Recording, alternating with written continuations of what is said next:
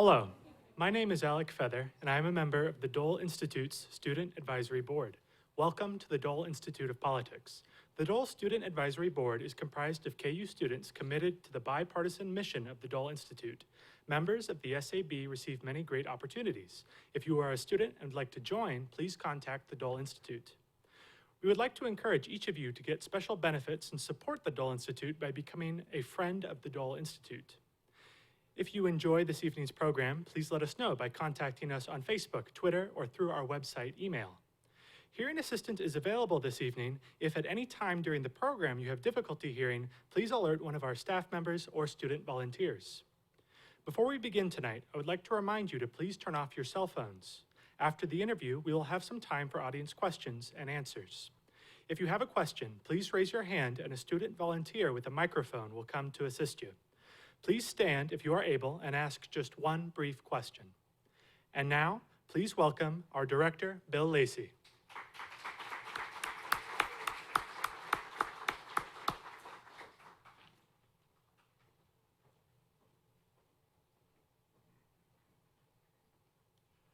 Thank you, Alec. You're a little bit taller than I am, I think.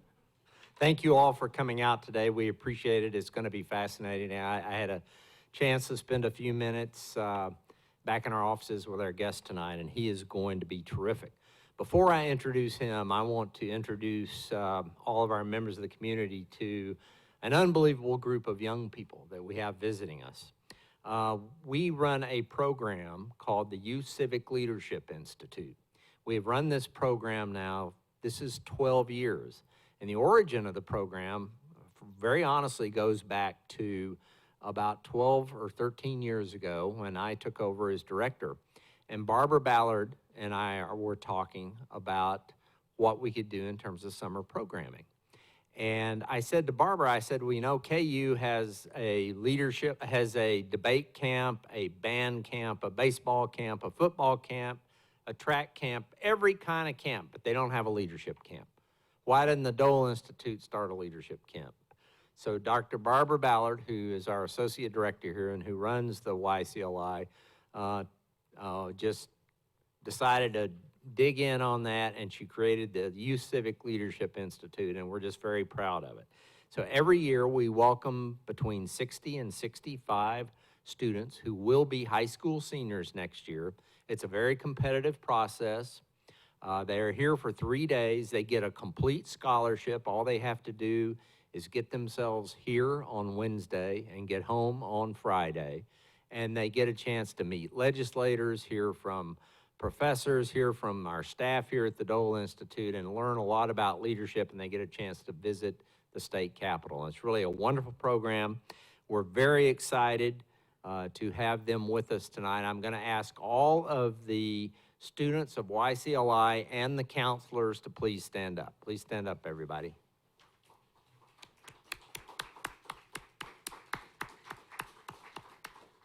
Okay, thank you. You know, 2017 marks the 100th anniversary of the U.S. entry into World War I, and some of you may have had the opportunity to join us back in February for our 4-part series on the U.S. role in World War I. But joining us to address that topic tonight, the topic of World War I and the U.S. involvement, is the commander of the American Expeditionary Force, General John J. Pershing. After the General's presentation, we'll have a bit of time for Q&A, so if you'd like to ask him any questions. So now, please welcome General John J. Pershing to the Dole Institute of Politics. General?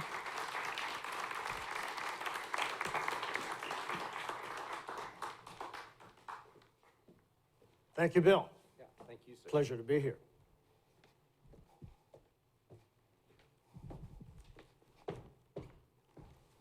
Good evening, ladies and gentlemen. It's an honor to be with you tonight. I have never imagined such a beautiful facility could be dedicated to the memory of a great hero and the men who served with him. Many people considered me to be such. I never thought of myself in those terms. I believe any man who believes himself a hero really reveals himself to be a fool.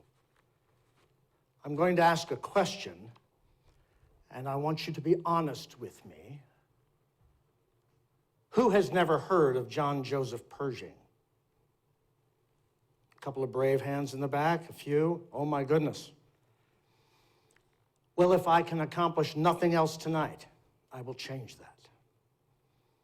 I am Pershing. John Joseph is the name that my mother and father gave me. The Iron General is the name that historians gave me. Black Jack Pershing is the name newspapermen gave me when they couldn't print the name that the easily offended cadets at the West Point Military Academy gave me. You see, I had served against the Native American for many years before I became an instructor at the United States Military Academy on the Hudson River, my alma mater. And I came to appreciate the tragedy of poor leadership. So I was determined when I arrived at West Point as an instructor in charge of discipline that I would make sure that the cadets under my charge, who would eventually become officers as I had, would be prepared to lead their men better than the ones I had seen. I believe that is a very appropriate reason for me to be here, because half of this room is occupied by the future leaders of the United States of America. I'm convinced that we have some budding superstars in our midst, but I would be hard-pressed to pick you out tonight. Instead, what I'd like to do is share with you some thoughts that an old soldier has acquired over many years and many campaigns about preparing for one's destiny and how we can help our nation continue to prepare for its destiny. Now, young ladies and gentlemen, you may have some ideas about what you'd like to do with your lives. I certainly hope you do, though you probably realize or recognize that at this tender age, lots of things can change. And perhaps your preferences today may not turn into reality years down the road. I believe that destiny is dynamic, ever-changing. And although we cannot control our own destiny, we can most certainly influence it. And one of the ways in which I influenced my destiny was in preparation, in the form of education. And that is part of why you're here tonight. Pardon me. I've swallowed a bit of dust as a cavalryman, and after 157 years, it settles in your throat at the most inopportune times. I believed I would have been a teacher, perhaps a lawyer, and that's what I did early on in life. Now, my sister did not believe me to be very good at it, but that was a sister talking. I kind of dismissed her for that. You see,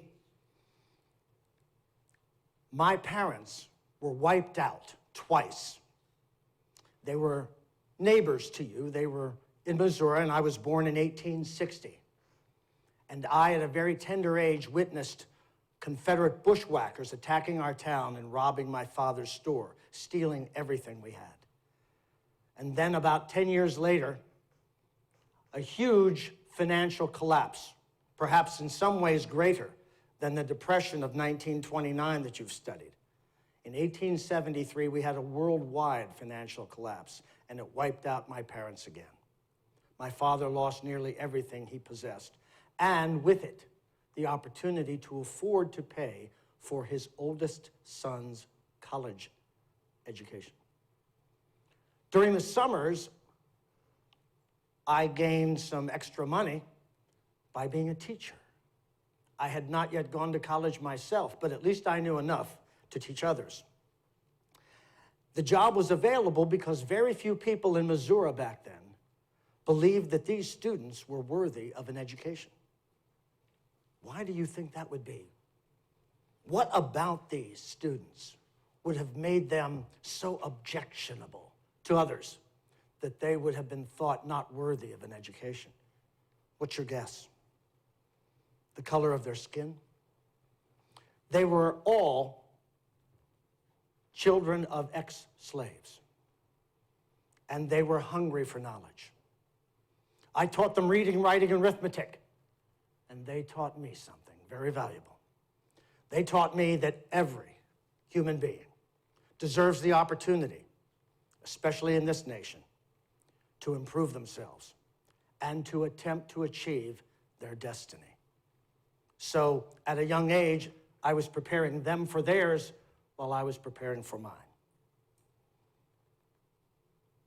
I was fortunate enough to find out about a contest in which first prize was an all-expenses-paid college education. How about that? Free college. Well, nothing's really free, is it? No, there's always a cost, especially for something as valuable and worthwhile as a college education. I won a contest and was sent to the United States Military Academy on the Hudson River. And all I had to do was serve for 6 years as a second lieutenant, and I chose cavalry. I was pretty good at my studies. I should have probably studied French a little bit more, but I couldn't foresee the need for that back in 1886. I did get many demerit points while I was at the military academy, but usually it was because I was keeping my lantern on late at night studying. Upon graduation, I was sent as a second lieutenant in the cavalry to New Mexico. And my first task as a young soldier was to chase the Cheyenne and the Comanche and the Apache. The Apache was the strongest and most viable adversary. But I had read certain books and I had seen certain things in my young life, and I believed that there was another way to engage the enemy, a more effective way. And it's something that Sun Tzu wrote about in the 6th century BC in his book, The Art of War, which I read through transcriptions while I was at the academy, and then read again just before my largest and most challenging dilemma. Sun Tzu taught many truisms in that book, but one was that we cannot win against our enemy by simply attempting to defeat him by killing all his warriors. I chose to engage the Apache differently than others. I learned their sign language. I studied their simple but beautiful culture. And I came to know them, and they came to understand me as not just an adversary, but one that they could communicate with. Through that engagement, I became known in the cavalry as a man who could relate to the Indian, the Native American. And many of my later posts would involve me being in charge of the Indian Scouts. It was valuable experience. I went on to other postings, and eventually I had an opportunity throughout my career to see the American military at its very worst and at its very best. Shortly after my experiences in the Southern Plains, I was stationed in the Northern Plains. And my task was to hold the Native Americans who had been assembled in that particular part of the Dakotas in a certain area, with my Indian scouts assisting me. A few days later on that winter morning, I was given new orders. A battle had occurred. I did not participate in it. I am thankful that I did not have to. A battle that you may have heard of in your studies. I was given the task with my Indian scouts going out on the prairie and removing from the frozen ground the bodies of men, women, and children, Native Americans, who had been killed in the Wounded Knee incident. As you can tell, I was already witnessing rather major events in American history. But I can't stop there. There's more to tell you about. Shortly after that, I returned to Nebraska and got my law degree. I thought eventually I would get out of the military.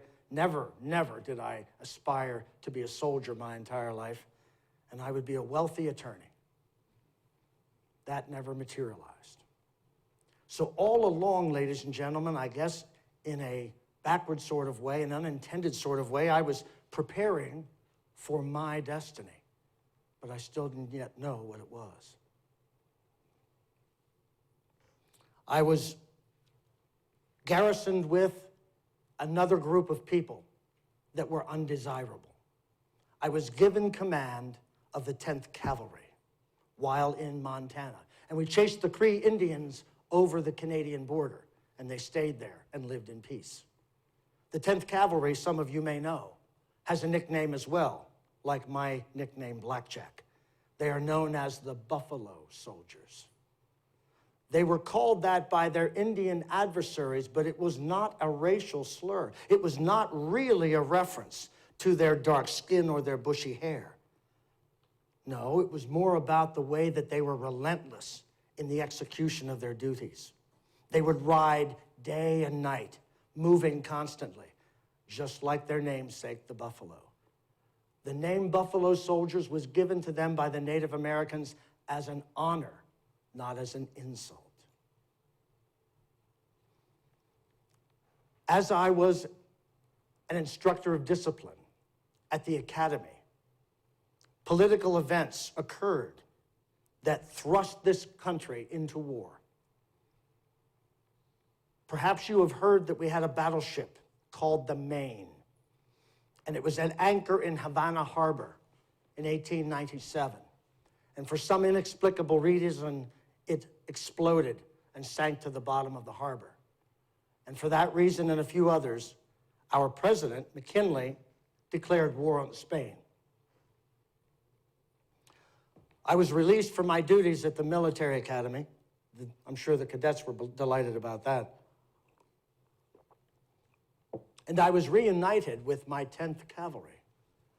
And we were shipped off to Cuba from Florida. Without food, without ammunition, without guns that would properly operate.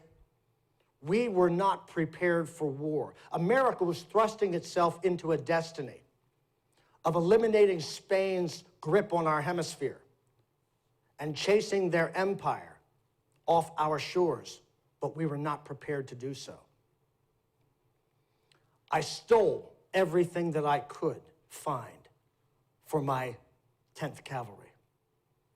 We were eventually successful in those engagements, and I even had an opportunity several times to reunite with an old friend of mine. You might know of this fella. He was a police commissioner in New York, and he put together his own band of volunteers and went off to Cuba. They called themselves the Rough Riders. Maybe you've heard of Teddy Roosevelt. Teddy's quite a fellow, and he loves horses. I believe that day on San Juan Hill, he loved horses a little too much. As we were going up the left flank and Teddy's Rough Riders going up the right flank, I looked across the battlefield and saw a sight that I just could not believe. And I believe that that was the last day I would ever see Teddy Roosevelt, my dear friend, alive. He was the only one on the battlefield riding a horse. If you want to make yourself a conspicuous target, that's a great way to do it. He survived that battle, and if you've read the book that he wrote, he apparently was the only hero in Cuba. And he told that story to whomever would listen. And he was rewarded by the telling of that story and his bravery and his opportunism and all his other wonderful attributes when President McKinley chose him as vice president. And you know the rest of the history. McKinley sadly was assassinated, and my friend Teddy became president. I had been shipped to other places and done other duties, but I was back in Washington. I would occasionally meet with the president. We would play cards and tell stories. And he liked the fact that I had never revealed to the public that he was not the first one to the top of San Juan Hill. And in appreciation for that, he wanted to make me a brigadier general. I was a captain after 21 years in the Army, and there were 850 officers ahead of me. It wasn't going to happen unless Congress made it so.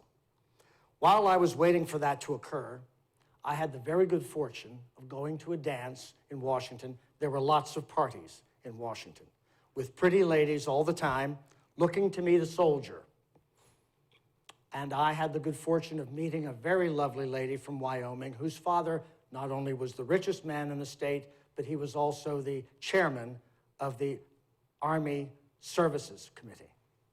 That means he had a hold on the purse strings for my Army. I met Helen Frances Warren, and I fell in love immediately, and she with me. I suppose I caught her at a weak moment, or perhaps she was just a poor judge of character. But we fell for each other. We got married. Teddy and his cabinet and his vice president and a lot of senators would show up at the wedding. They said it was the closest thing to a royal wedding they'd ever seen. And then we made a family. And then I began to believe that it was my destiny to be a father. There was nothing more precious to me than being a parent. And as also a soldier, I understand, to those of you in the audience tonight who also are parents, there is nothing more frightening than when your son, or in today's case, daughter, goes off to war, and you fear that you might never see them again. I once was quoted as having said that the service of any soldier is exceeded by the sacrifice of his mother. It is most certainly true. I couldn't imagine losing my children, my dear children, in that way, and I dedicated myself to protecting others' sons and daughters in my charge. Shortly after our acquisition of the Spanish territories, I was sent off to the jungles of Mindanao. It's in the Philippines. And I encountered an adversary there that the United States had never seen before, but you are dealing with them now. The Moros are a Muslim tribe. Moro is a derivation of the word Moor, which refers to Muslims from the northern continent of Africa. They are fanatical in their pursuit of their religion, and they are adamant and extreme in their disobedience of law and order. I repeated the same techniques that I employed with the Apache. I walked into their villages unarmed as I am with you tonight. I sat down with the datos. I took meals with them. I studied their language. And I read their Quran. Because something else that Sun Tzu taught us in Art of War is that we have to understand and acknowledge our adversary. So I studied these Muslims. I called them something else. It was referring to the man that they based their faith on. I called them Mohammedans. That was the typical name for Muslims 110 years ago. I was able to find common ground with many of the Moro chieftains, and those with whom I could not find common ground, I found a place to bury them. It has been rumored that Black Jack Pershing quelled the Moro rebellion because I slaughtered them after they were captured and buried them with the carcasses of pigs. Let me tell you, ladies and gentlemen, that is not true. But I won't deny the threat was made. I would not ever disrespect my adversary in such a way. After that, I was returned to the United States, and the new orders were to relieve the troops on the Mexican border. As our nation was growing in its influence around the world, it was making friends, allies, and enemies. And there was a bandit in Mexico named Pancho Villa, and he wished to make war between Mexico and America. Why do you think that would be? Why would he want war to occur? Because he wanted to unseat the Carranza government. He wanted, through coup, to take over Mexico, and he wanted America to help. He attacked Columbus, New Mexico, and killed dozens of Americans in an unprovoked action. We ended up building a force of up to 13,000 troops on the border, and I was in charge of the 8th Army. So I left San Francisco and went to the Mexican border and was stationed there several years.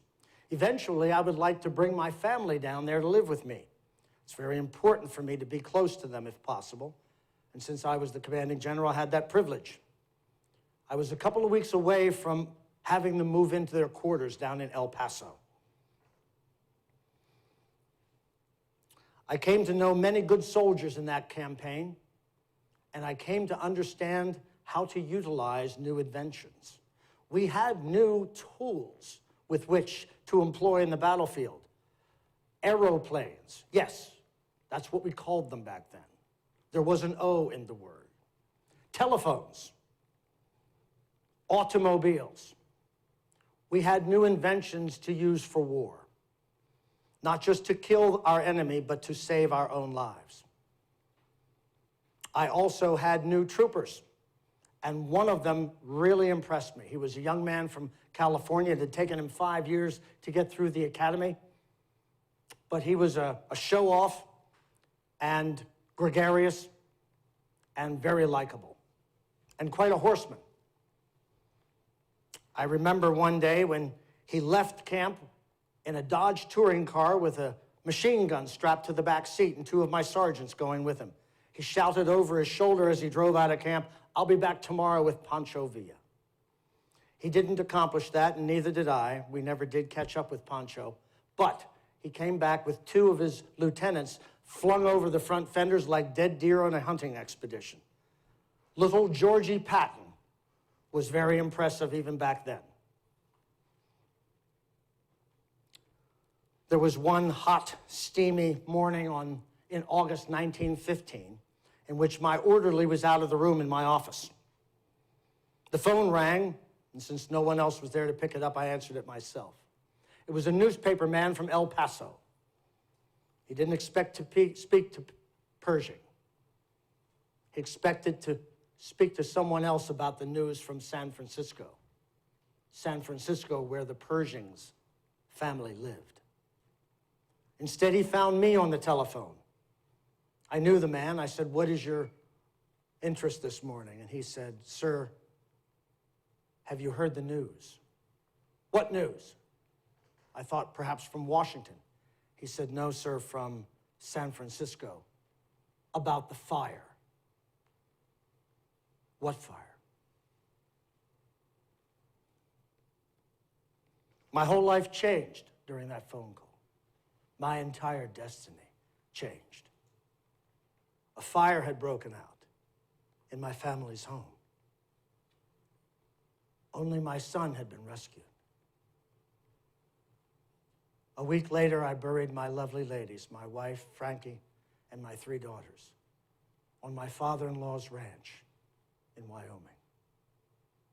And I did what every other soldier must do. I went back to do my duty. I went back to work. I was broken, but I was not destroyed. Shortly thereafter, the campaign to guard our Mexican border was ended, possibly because of the pressures that were developing in Europe. That was 1916.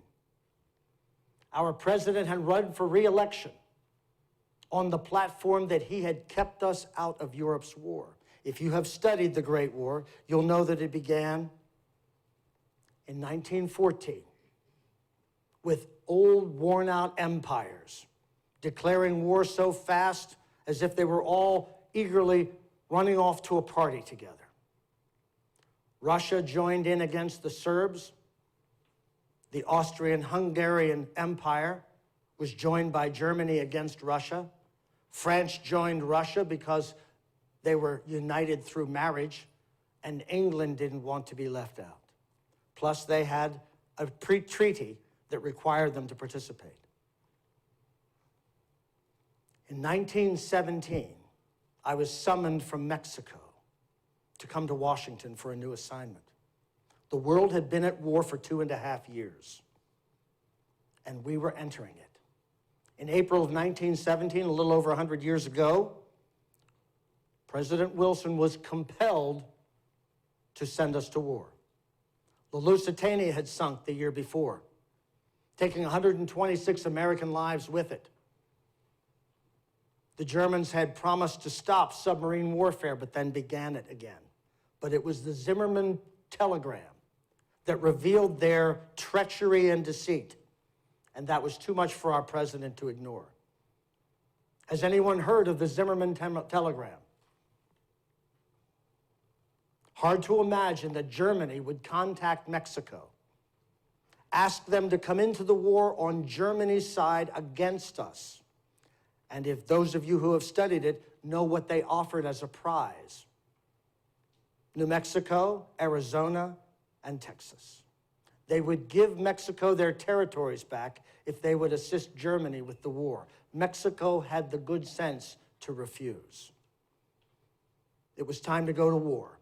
It was time to no longer vicariously witness the destruction of civilization in Europe. It was time for us to repay our debt to the land of Lafayette. And I was being summoned to Washington. I presumed to command a division, and I was proud of that opportunity.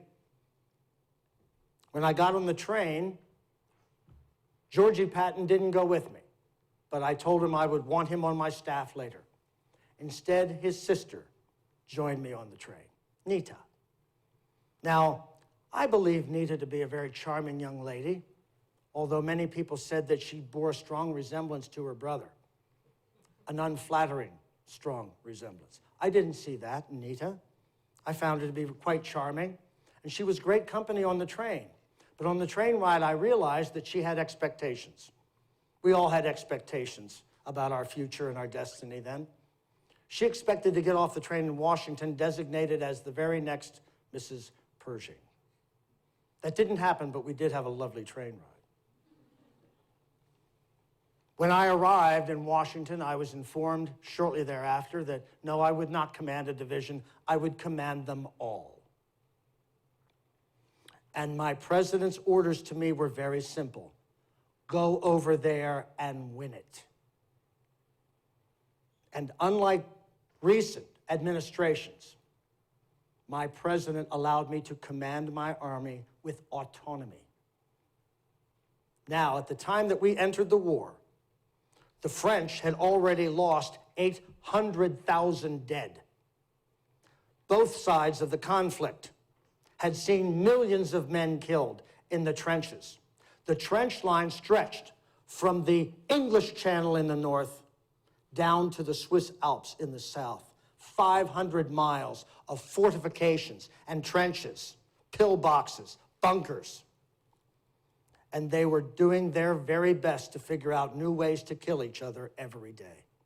They were locked in a war of attrition. And they wanted more bodies. They wanted fresh blood. They wanted American doughboys. They didn't want our army. They wanted us to act as their recruiting arm. The president was very clear. He said, Pershing, you don't like that idea, and neither do I. We won't do it.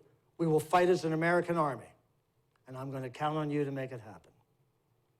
When I arrived in England, this time with Georgie Patton and my staff, among others, I took dinner with the English king. He was giddy about the most recent promise from our president: 5,000 aeroplanes. Now, I've been in Washington a few years, and I've played poker a few times with politicians. And I knew to keep my cards close to the vest. At the moment that we promised 5,000 airplanes, we had 55 of them in our inventory when they would fly. They were called Curtiss JNs or Curtiss Jennies. They did not have machine guns attached. They had never been used for anything but reconnaissance. For years, the French and Italians and Germans and English had been developing aircraft that dominated the battlefield. We had none. Not only was I going over there with an army yet that did not exist, but I was going over there to follow through on promises and expectations that had been created by my politicians. Would that be my destiny? to fall short of those promises. It could not be. There was only one way for me to proceed, and that was successfully. At the time that we declared war on the Central Powers, on April 6, 1917, we had 200,000 men in uniform. As I said, 800,000 dead Frenchmen laid in graveyards across the ocean. 200,000 wasn't going to cut it. We immediately opened up the draft. A year and a half later, when the war would come to a conclusion, I would be commanding an army in France of 2 million men, the most formidable fighting force that the world had yet ever seen. And nearly that many were training in the United States, ready to join us in the spring of 1919. But it was my goal to not make the war last that long. When I arrived there, our allies, the British and the French, informed me that they were so eager for our troops that we need not worry about supply lines and artillery. Artillery takes up too much room on the cargo ships. Some of the cargo ships were German ships that we had confiscated. So they said, just bring us your infantry and your machine gun units, and we will intersperse them in our ranks. I refused. I steadfastly refused. I said, there will be an American army, and we will have an American sector, and we will fight alongside our allies, not among them. Only in an emergency will I allow that to happen, and not indefinitely. They didn't like that. They sent a cable to my president. They told him that I was impossible to work with. Do you know what he said? Find a way. He's our man. Eventually, our force grew to an effective fighting force, but we actually did not fight in a major way for an entire year after we declared war. The French were eager to show their appreciation to us, so much so that when I arrived in Paris, they promised a gift to me, a unique gift. They would paint my portrait. And back then, you had to sit with the artist and allow them to capture your likeness. My artist was a 19-year-old Romanian-born beauty named Micheline Resco. Now, she was 19. I was 57. We became friends, and then we became fond of each other. I know what you may be thinking. She thought it too. She said, Monsieur, people will not approve. Well, I knew she was an artist, not a mathematician. So I said, young lady, mademoiselle, think about this. You are 19, I am 57. That makes me 3 times your age. But in another 19 years, I will only be twice your age. She said, Monsieur, does that mean I will catch up? She eventually did. Micheline Resco and I never married. But after the war, she and her mother moved to the United States. And when my health was failing in later years, she was a regular daily visitor at my apartment at Walter Reed Army Hospital in Washington.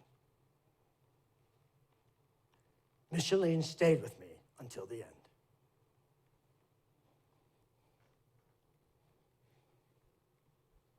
It was time to win this war. It was time to employ one of the art of war's tenets. To defeat your enemy, you must defeat their strategy. This war of attrition, with men climbing out of trenches every day just to kill each other, was no longer the American strategy. Places like Cantigny, a place that's very, very popular at Fort Riley, Kansas. 90 miles to the west of here is the home of the Big Red One. Have any of you visited their museums, perhaps? Wonderful places of history. I was there today, as a matter of fact. They're still using the same cavalry stables that they used 100 years ago. The Big Red One, the 1st Army Division, attacked Cantigny, a small village defended by Germans. They took it in 15 minutes. and they held it against 7 German counterattacks. The last 3 using gas. You see, in that war, we used gas, chlorine gas, mustard gas, but you didn't use it in an area that you wanted to take over, because then your soldiers would be affected by it as well. Eventually, when they started using gas in Cantigny, we knew they weren't trying to capture it, they were just trying to punish us for our victory. Montfaucon, Château-Thierry, Belleau Wood. These were all American victories in the summer of 1918. But the greatest was the San Miguel salient. Sometimes timing has a lot to do with the success of your destiny. We put together the very first entirely American operation against the salient, a bulge in the line at San Miguel. And we attacked. We expected to take 6 days. We took it in 3. We captured 12,000 German prisoners. We captured 1,500 machine guns and several hundred cannons, none of which would ever spill another drop of American blood. And then we found out that they had decided to retreat the day before. You can always do better against an enemy while he's retreating, but we didn't know.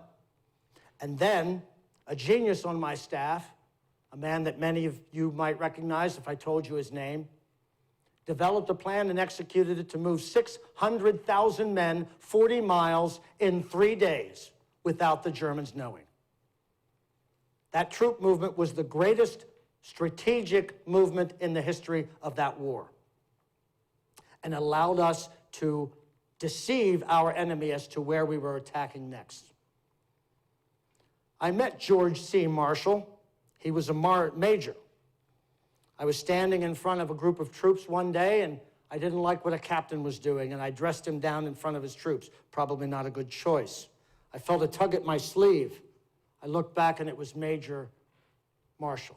"What is it, Major?" "Sir, you're mistaken. The captain's in the right." "Excuse me?" You see, it's not that Pershing never makes a mistake. It's that very few people point it out to him that he's making a mistake. George C. Marshall was the architect of the troop movement from San Miguel to the Meuse-Argonne offensive. But he was also the architect, ladies and gentlemen, of our success in World War II. World War II.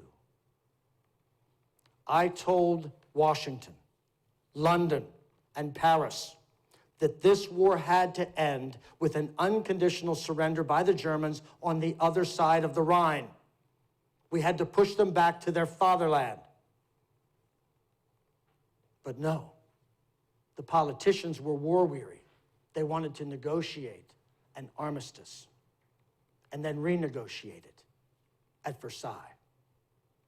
If we had finished this war the way I prescribed, you wouldn't have had to count them. Alas, the last campaign, the Meuse-Argonne, was fought in a most fortified area of the German line. They had been living there for 4 years. They had better furniture in their bunkers than I've ever had in my house. Over a period of 6 weeks, 24,000 of our brave, robust, virile American boys died. During the course of that struggle, everything bogged down. The weather was against us. The planes couldn't fly. And I probably had what you might call today an anxiety attack. I sat in the back of my staff car. I took my hat off. I put my head in my hands, and I cried out for my dead wife. And I said, "Frankie, please help me." I relinquished control of the First Army to a man who handled it better than I ever could. And we continued on with that struggle. How many of you heard of an episode in history during the Meuse-Argonne that involved the Lost Battalion? Let me tell you now, the Lost Battalion was neither lost nor a battalion.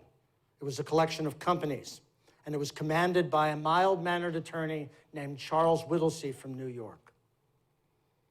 His goal, his objective, was the Charlevoix Road. Break that road and you break the German supply line. He got as far as the Charlevoix Gorge. Of the 700 he left with, he was down to about half that number when he realized that the French on his left had stopped for some inexplicable reason, and the American troops on the right could not keep up. He was out there by himself with several hundred men, and then he was surrounded.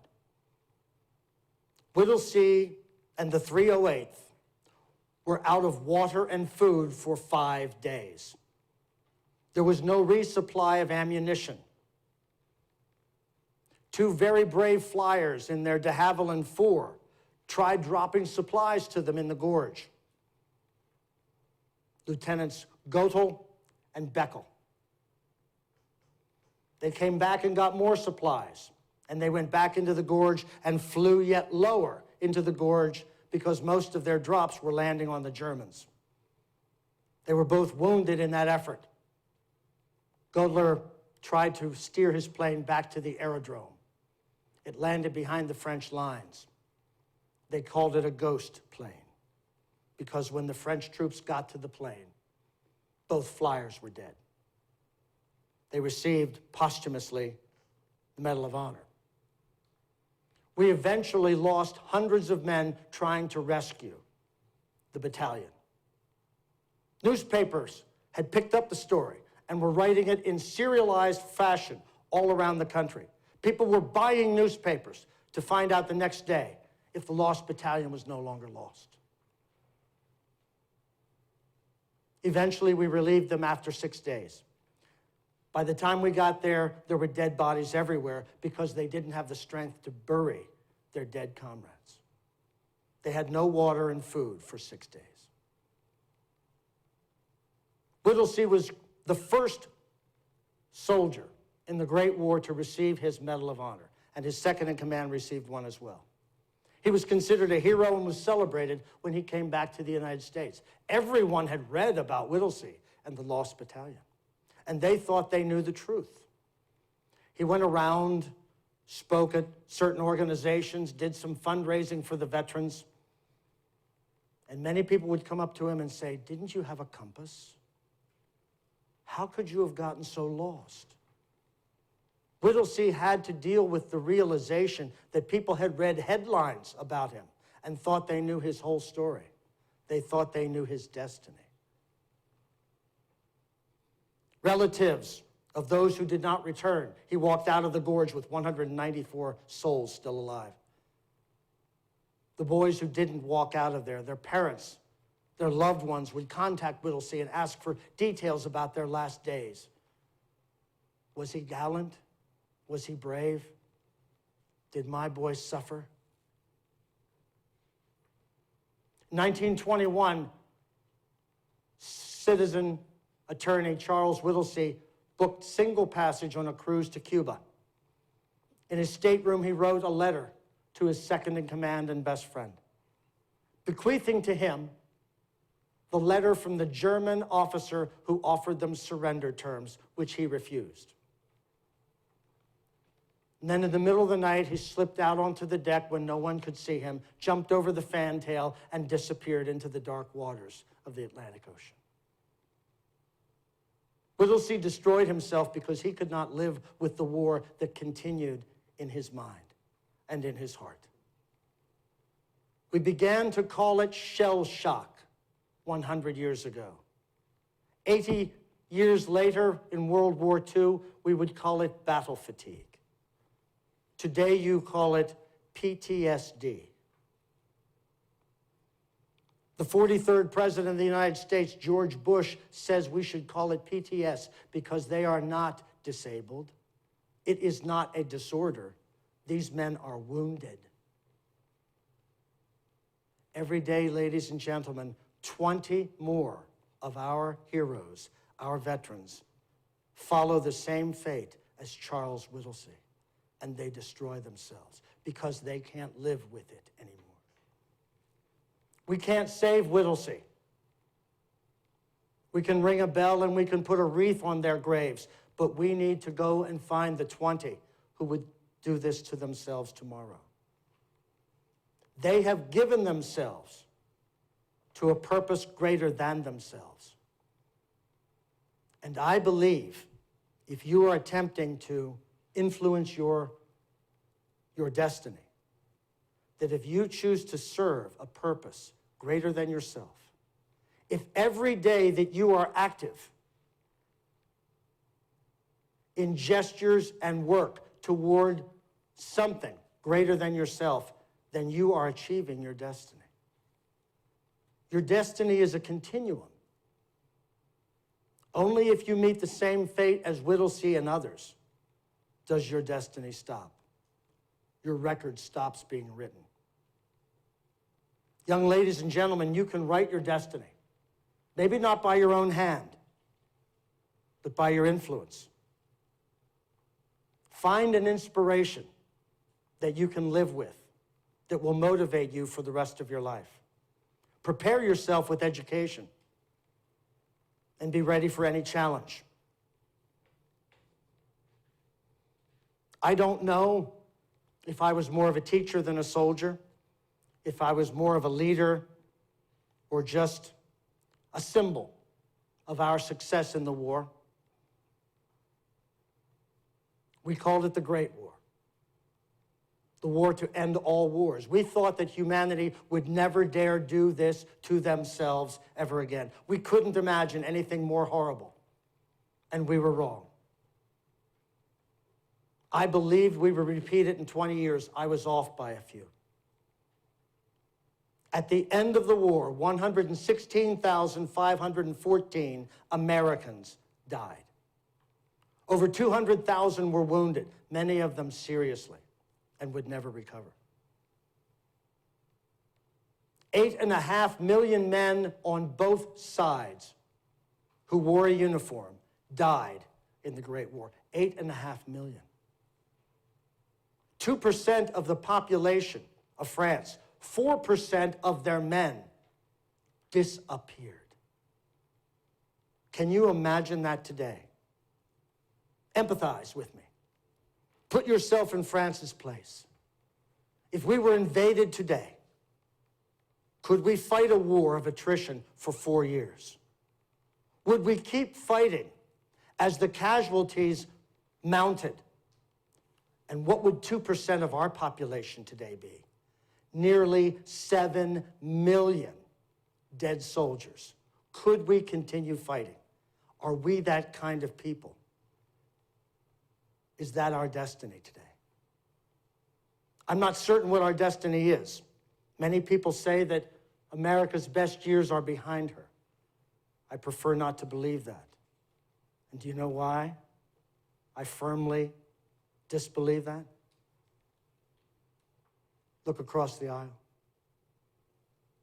Because I'm looking at the faces of the future.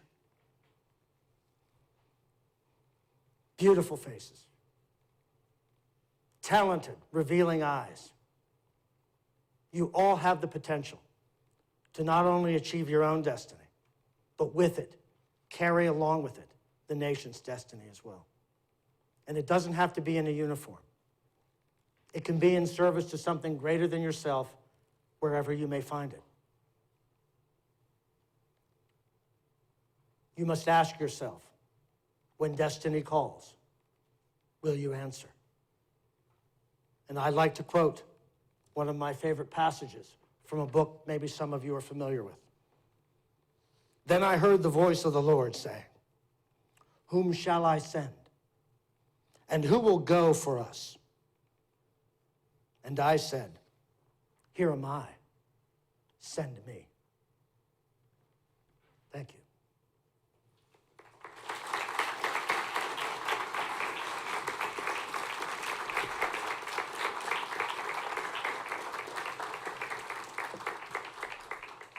You're very kind.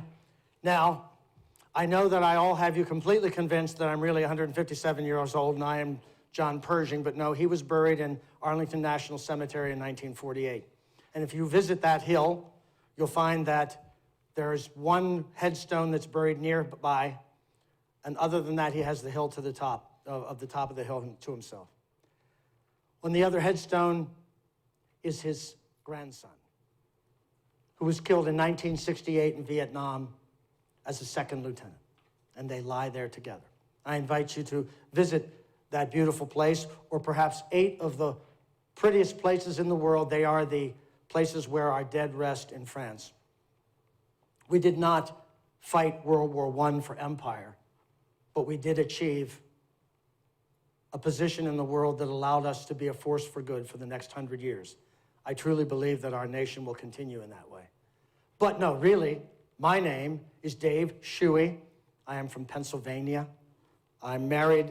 My son is 29 years old, and he's taking a cruise himself today, in a matter of speaking. He's aboard the aircraft carrier CVN-77. It's named after George 43's father, George 41, Herbert Walker Bush. My son is in the Mediterranean flying jets for the Navy. It was not my preference that he endanger himself so extremely every day, but this is what he wanted to do. And as parents in the audience know, you can't choose those directions for your children. You have to encourage them to make good choices for themselves. So, if we could, we'll take some questions now. Does anyone have anything for General Pershing or someone who knows a little bit about him? And if we do have a question, please raise your hand and we'll bring a microphone to you.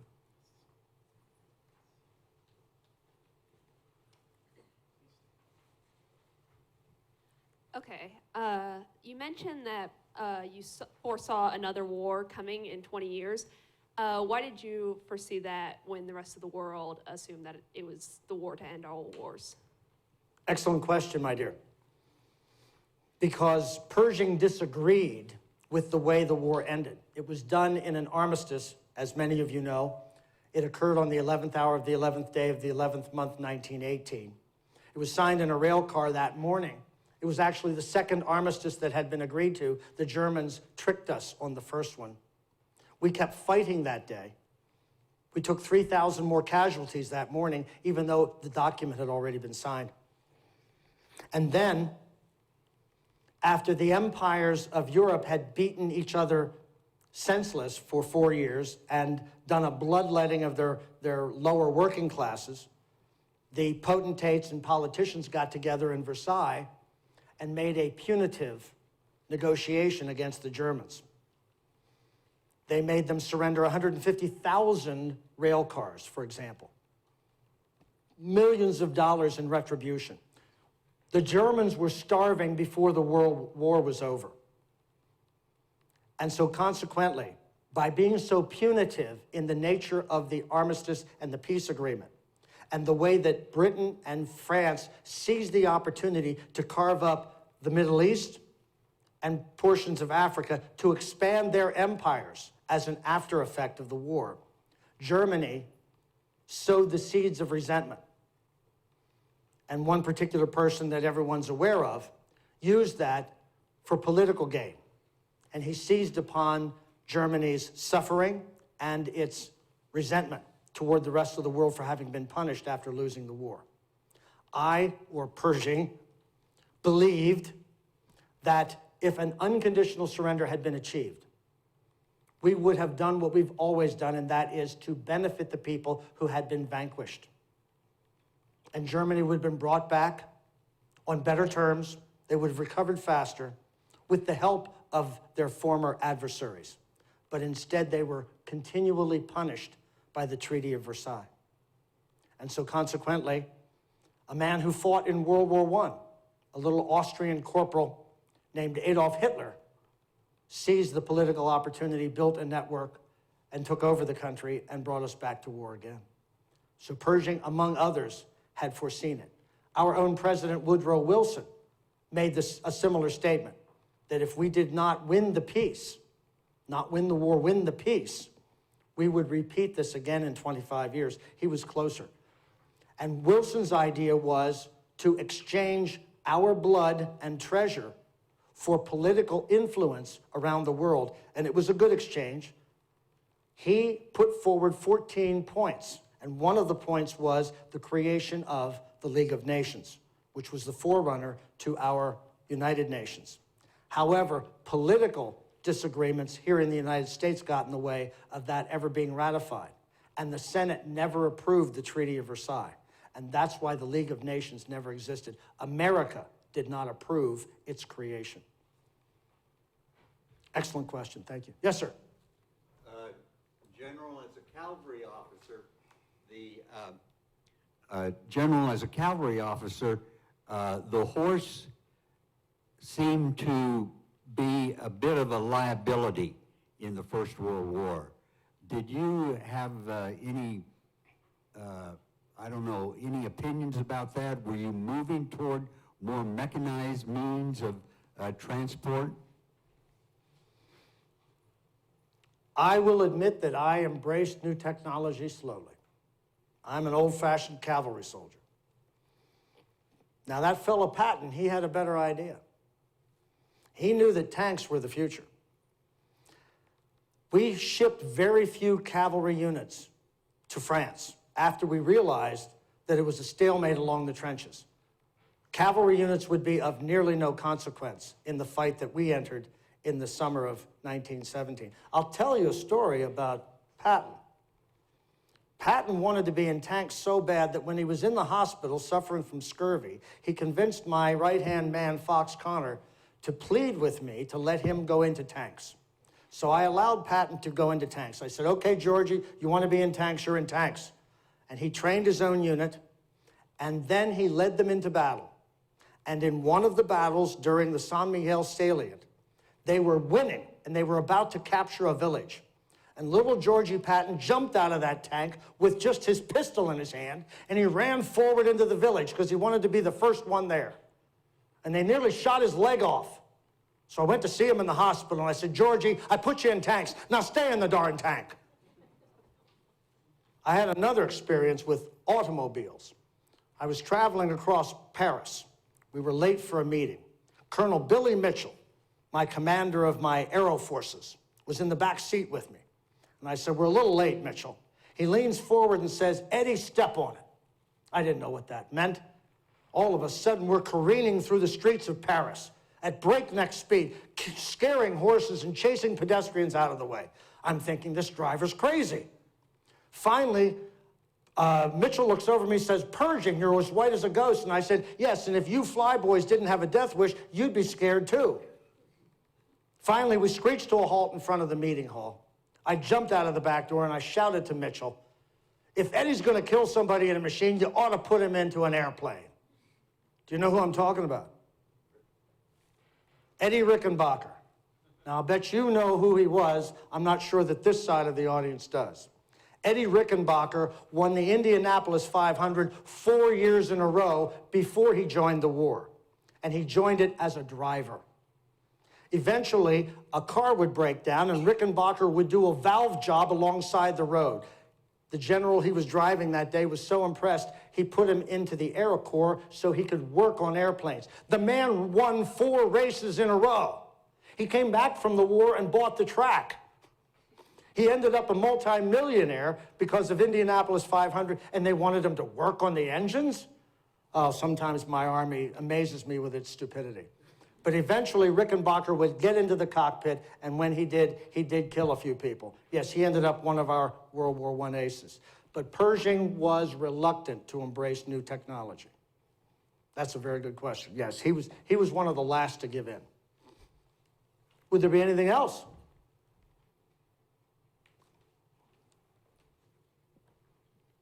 I think some of the people here might be interested in knowing the significance of your rank as General of the Armies, plural, as opposed to the rank that Eisenhower and MacArthur and others had of General of the Army. In 1921, I was granted the privilege of being General of the Armies, plural. And that actually carries with it the rank of 6 stars, though I never wore them. I wore the 4 gold. That was my personal preference. I was also in charge of the Army, and as came out in some earlier conversations today, Pershing was instrumental in making sure that the Army did not go backwards after the war, which had happened every time America was involved in a war. Pershing was instrumental in building up the preparation for the next war, because per your question, young lady, he was certain it was coming.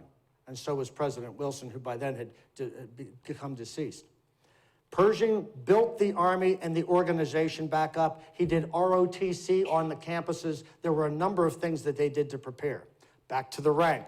6 stars, General of the Armies. There is one other individual in the history of this nation who holds that same rank. Who would that be? George Washington? Yes. Although he got that honor from President Ford in 1976. I think President Ford's picture is right there. Yes, indeed. Now, I have a question for you, ladies and gentlemen. There were 6 5-star generals in World War II. Name them. I'll help you. Marshall? Yes, Eisenhower? Bradley? MacArthur? Oh, come on now, let somebody else have a chance. So we have 4. Who said Nimitz? Excellent. Now, he wasn't actually a general, was he? He was an admiral. That was part of the trick. And this is the toughest one, and nobody gets this one. He flew airplanes. And he ended his career in the Air Force. But he was in the Army Air Corps. Who said that? I'm buying you a steak. Very well done. Would there be anything else? I'm delighted to be with you tonight, and I am honored to be in this building dedicated to one of my favorite Americans, Bob Dole, and of course his wife. And I love the mural of all of the Kansas veterans that are pictured there. I hope you take a moment to take a look at all those photographs back there. They are not all the veterans from Kansas, but they are represented.